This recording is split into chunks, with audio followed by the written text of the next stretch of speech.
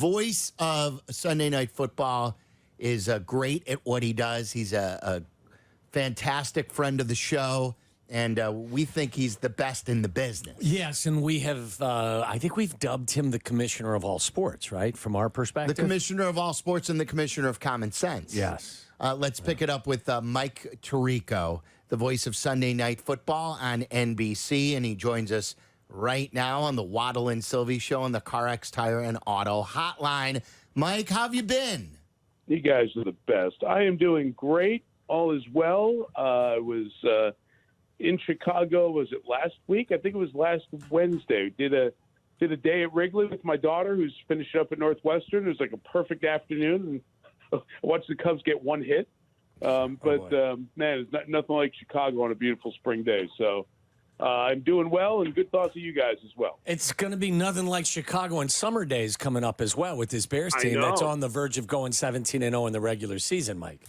Oh, well, there you go. Congratulations on the title. Thank you. Advance immediately to the home game in the divisional weekend. That'd be good. The great news for us when we got the schedule, and I got a sneak peek at it yesterday, was we have the Bears, which I'm kind of excited about with everything that's happened in the offseason. And then it was just no disrespect to Houston, but was just bummed that it's in Houston, not in Chicago. That's okay. That's fine. It'll be good. That's a really sexy early season game, though, isn't it? Well, it is. If, you think about Caleb Williams, the hype, everything that this team has done to build around him, and you are seeing, if you're a Bears fan, what you would hope Houston just saw last year with the way that C.J. Stroud came in and changed the whole focus for that organization. Off-season additions, couple of top 10 picks, defense that was good, defensive-minded head coach, all of that. You hope that what Houston did is something Chicago could do. I would say it's a tougher division than Houston played in last year, but I think it's a great matchup just to kind of throw two teams out there that you don't know what you're going to see this year, but there's a lot of promise and legit hope for them. And it'll be the Texans. I believe this is right. I think I double-checked this when the schedule came out yesterday.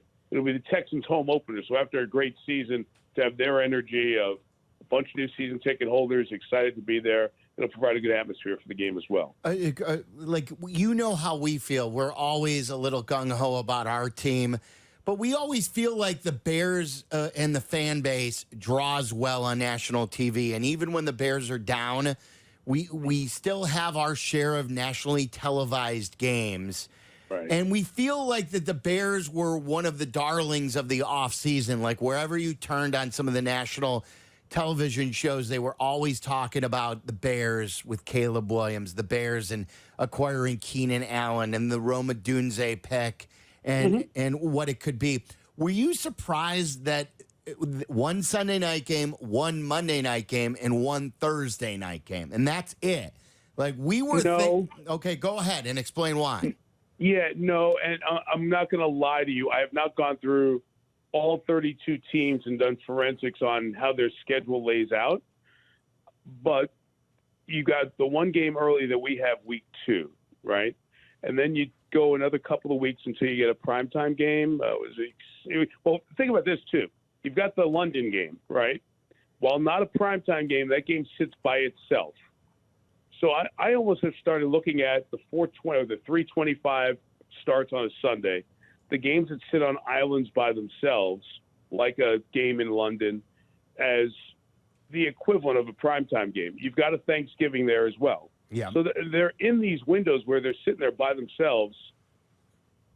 You'll get a lot of attention if you're in those games, especially late, because if I'm not mistaken, don't they have a game late in the year against the Niners in San Francisco that's a 4:25 Eastern game, 3:25 Central? Yes. Okay, right. So that's one of those, if you're playing well, guess what? You slide Chicago, San Francisco to that, most of the country gets that game.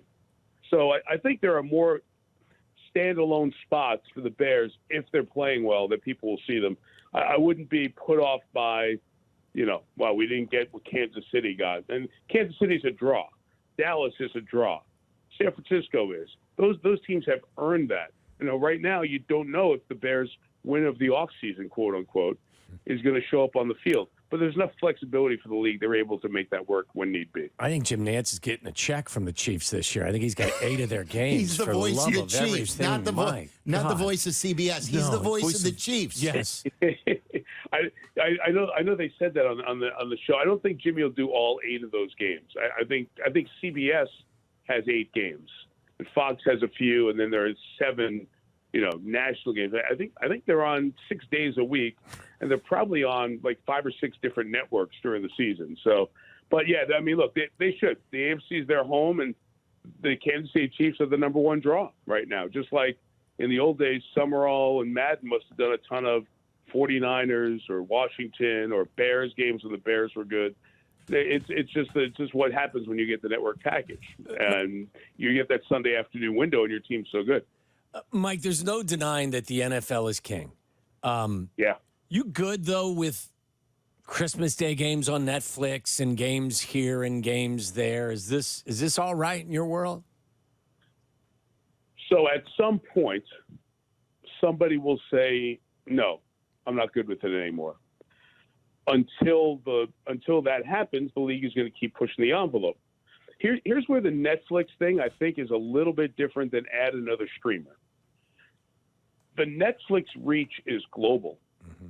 So the rights to this game were sold all over the world. So this is, yes, it's in part another TV partner, but it's also in part, take our brand international, which we see with the abundance of games we now see overseas, 3 in London, 1 in Germany, the game in Sao Paulo in Brazil. I think there's an additional aspect to this that's not just let's throw it on the next streamer that we're going to force people to get. And because Netflix is in so many homes, I don't think this is going to change the number of subscribers. It's just going to add to your value. Now, that's just this specific question. In general, I think the league has to be very conscious of the saturation point of when do you ask your fans to do too much. I will say this, the league will push back and say, you can watch every Bears game for free, which is true. If you get an antenna, you can watch every Bears game.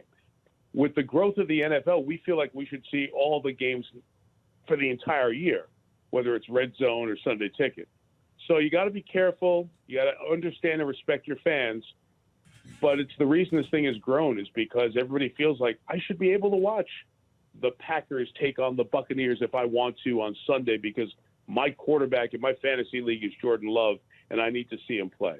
They've just created that demand, and at some point the demand will be a pushback from the consumer. But right now it's not. Yeah, so they're doing it. It just feels like the NFL is the dog, and the NBA on Christmas Day is the fire hydrant, and the dog cares not at all about the fire hydrant. This is just kind of an aside. I found it kind of funny that they just took that day from the NBA. Well, we all said, and we within the TV business, like, well, hey, here's the good news. Next year, nobody's working on Christmas because it's on a Wednesday. And then the league saw the ratings of playing Christmas this year. Like, it was a Monday. Like, we're stupid not to play on Wednesday because fans sat around the TV in massive numbers from the Raiders-Chiefs game on CBS in the early window and watched football on Christmas Day. So we're dumb not to. That is consumer demand, yes, and that's meet the demand of your customers. Yeah. Now, at some point, your customers are going to say, I'm good.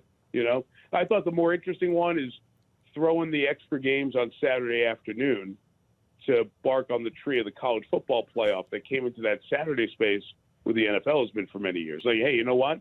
NBC, here's a 1 o'clock game on a Saturday afternoon, which we never do.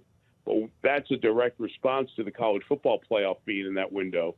So that to me was even more of than putting the games on a Wednesday, Christmas Day. Well, what's next, Mike? I mean, could they ever extend a week into a Tuesday instead of a Monday where the last game could be Tuesday night football and then you play a short week and then you're playing Sunday of the following week? Sure, you could. You could take a week out and just extrapolate it out. If you went Sunday, Tuesday, Sunday.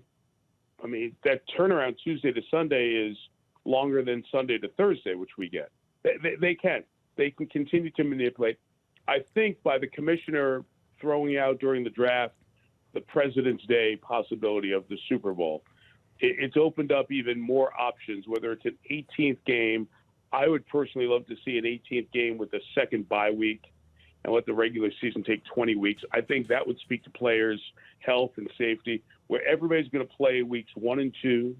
Everybody's going to play week 11 in the middle of the season, so you have one of those full cards. And then everybody's going to play in week 19 and 20. And when I say that, I mean no bye weeks in those windows. I don't want a bye week the first 2 weeks. I don't want a bye week at the end of the season. But then if you get your bye week 3, then you're going to get your next bye, week 12. And week 4 would be week 13 and so on, however the math works there. So your byes are evenly spaced out. I think if you're going to go to 18 games, it would be a really good benefit to work with the players and say, let's give you another off week during the season and break up this marathon. Otherwise, it's hard. But I absolutely could see them saying, hey, 1 week, let's just try, if it's New Year's or Christmas, whatever the holiday may be, let's try to go all 7 days of the week with games. Why not? Yeah. We always liked that. We asked that to Allen Robinson before when he was a Bear. And we always liked that because this is your commissioner of common sense, where you said, and then that way on a Thursday night game, I think you always included, you would always then have a team coming off a bye playing on a Thursday night. So it's not a short week then, too. And Allen Robinson said the pushback from players on the second bye week was simply because they wanted to get to their offseason sooner. They didn't want an extra week built in, so that way they can get to their offseason sooner. And I thought, wow, that was kind of short-sighted. Yeah, but if you take 1 week off the preseason, right, now you're doing it. Look, we had the year where we didn't have preseason games. The product in September was about the same that we've seen the other Septembers, right? I think and that was with very minimal, no training camp, really. I think there's a way you can dial this back to truncate the front end if the season. You can keep the length of the season the same as it is. But look what the league has done now. I mean, we go through February, the Super Bowl ends, March free agency, April the draft, May the schedule, June mini camps, end of July regular camps open, August preseason, and then September all the way through. The other sports who've had to do gymnastics to work around the growth and expansion of the NFL's popularity tells you everything you need to know if you do that Harvard Business School case study on how the NFL has become the most popular league in sports, probably globally at this point. Certainly Premier League and other things have the great following. But the way the NFL, a game that's not played in other countries, has become a global impact product is extraordinary.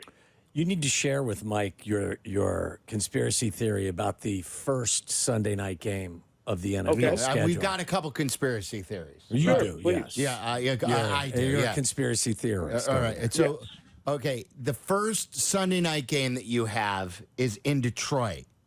Correct. I feel like NBC has worked with you knowing that you're working all summer at the Olympics, so that they wanted to give you a home game. Boom. Completely incorrect. I don't think you'd admit it. Here's what I'll tell you. One, I wish we had that kind of juice. We don't. Second, if we did, I'd love to have it on week 2, because to do a home game with a Thursday night game on the front end means nothing to me. Because I'm in Kansas City all week, and then, people care about my life. I'm in Kansas City all week. We do. Fly into Detroit on Friday, go see the Lions practice. Okay, so you get home Friday night, then Saturday you're doing the Rams on a short week for us, so you're doing, double teams within a 7-day stretch, and then the game Sunday. If they said, Mike, we're going to give you guys a Lions home game this year, where would it be best in your life? It would be any week where I didn't have to get on a plane. I got home Sunday night, or Monday morning rather, and I didn't get on a plane for 12 days. So there's your conspiracy theory. Okay, so you're shooting that Shot down. it down. What about this? Down to the bottom floor of the basement. Out. Incorrect. We think, Meller and I think, Jeff Meller, one of our producers, thinks that the league has helped the Bears with week 1 against the Titans because they want this to work with Caleb Williams so much, and they don't want to give the division games to the Bears till week 11 because they want this to work for the Bears. Crazy again. Interesting. I don't think they're sitting there going, let's not give them that until the end of the season. I think from a strategic standpoint, it keeps Chicago in play as a big ratings team with all those games, especially the games against Detroit and Green Bay, because if the Bears are good, these games are going to rate really well. What I'll look at in general is we spend a lot of time kind of quarterbacking the schedule and handicapping the schedule. Excuse me. All that matters is how healthy a team is when you play them, right?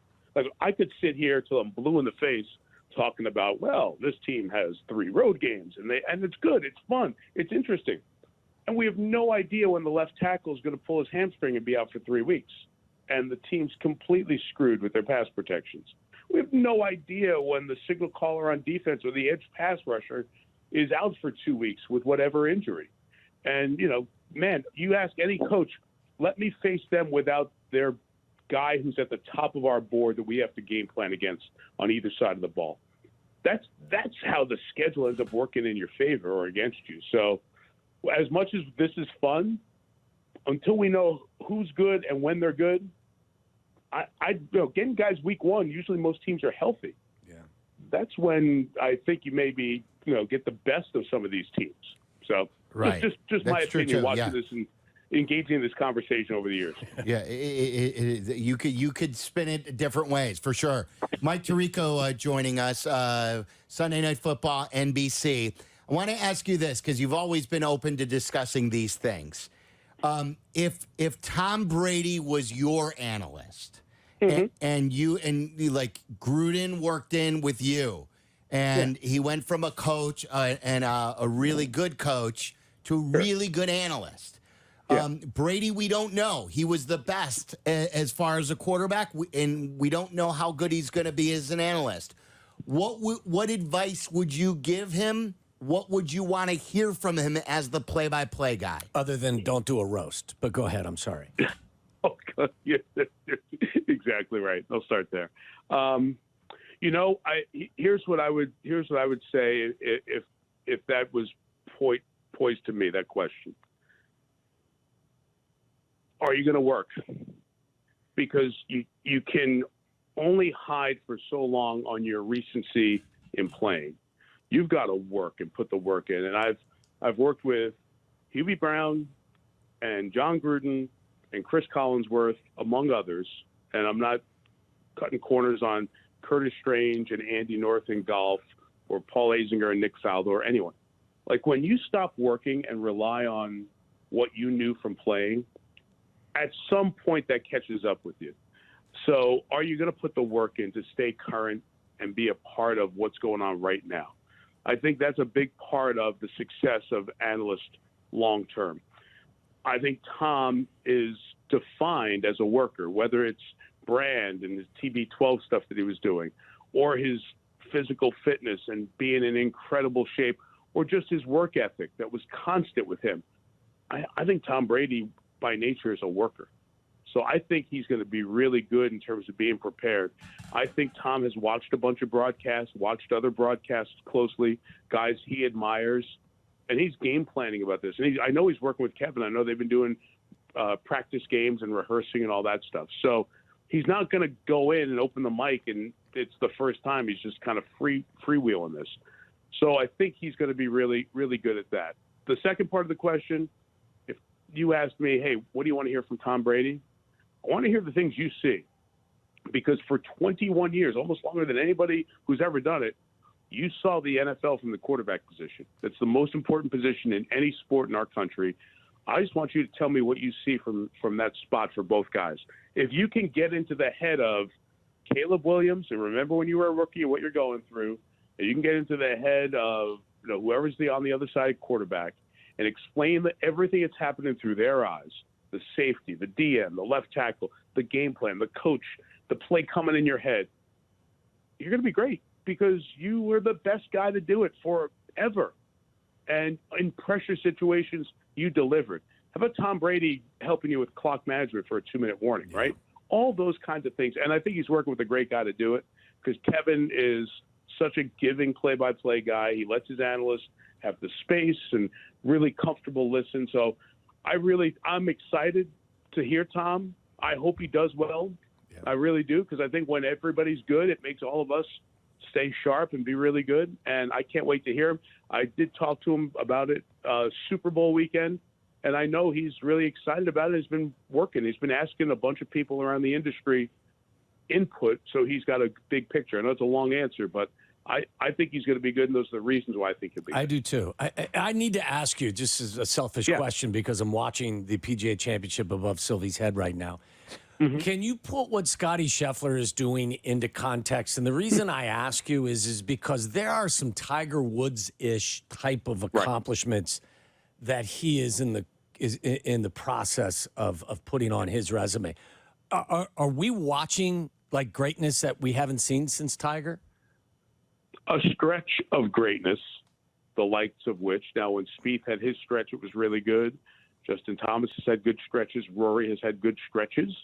So we are seeing a really significant, maybe the longest stretch of play like this that we have not seen since Tiger. But remember how long Tiger did it for. Right. So this is great for Scotty. I think Scotty's got to be number one in the world for another 9 straight years to catch the number of weeks of Tiger. Seriously, it's incredible. His kid's going to have a job and a beard. The kid that was born last week, by the time, and Scotty's going to have to be number one that whole stretch.